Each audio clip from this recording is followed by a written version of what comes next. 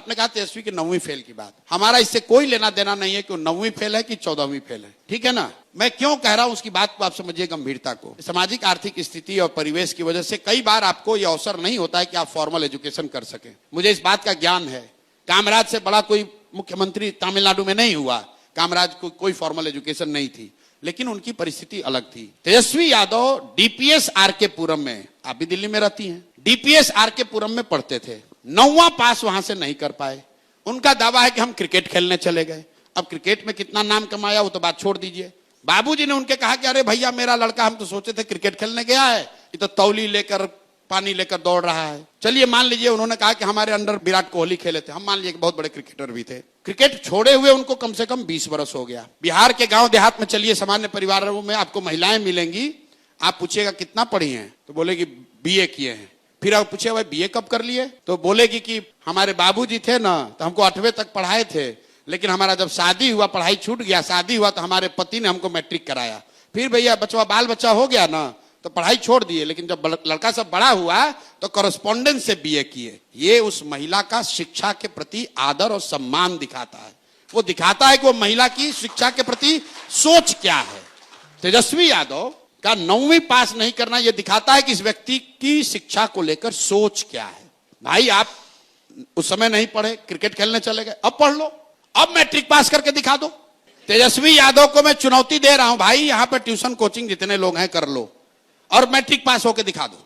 Matric pass होकर दिखा दो, मैं जनसुराज वापस ले लूंगा, आपको नेता मान लूंगा, आप ही का प्रचार करूंगा। मैट्रिक पास हो जाओ। चलिए ठीक, मैट्रिक पास ये आदमी नहीं हो सकता है। भाई लालू जी के परिवार में कोई नहीं हुआ।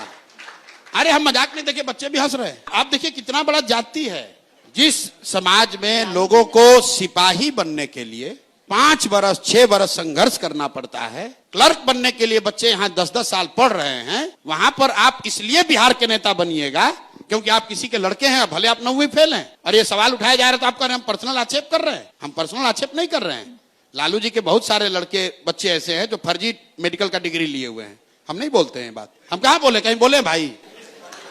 उनकी 2 लड़की मेडिकल डॉक्टर है, कहां से पढ़ी आपको नहीं मालूम है, कौन पीएमटी और कौन नीट पास किए जरा पूछ लीजिएगा। लेकिन आप जब दावा ठोक रहे हैं कि हम बिहार को सुधार देंगे, अब उनके ज्ञान का स्तर एक लाइन बोल के खत्म करेंगे। ये बड़ा आदमी बोलता है सरकारी नौकरी पर कि हमने 5 लाख दे दिया, 10 लाख दे दिया। एक आंकड़ा भैया सब लोग याद कर लीजिए, बिहार में चपरासी से लेकर मुख्य सचिव तक, संविदा कर्मी इंक्लूडेड, टोटल 23.25 लाख लोग ही सरकारी नौकरी करते हैं। जाकर ऑडिटर जनरल का रिपोर्ट देख लीजिएगा। 23.25 लाख लोग बिहार में सरकारी नौकरी करते हैं और ये दावा ये हो रहा है कि हमने 5 लाख दे दिया, हमने 10 लाख दे दिया।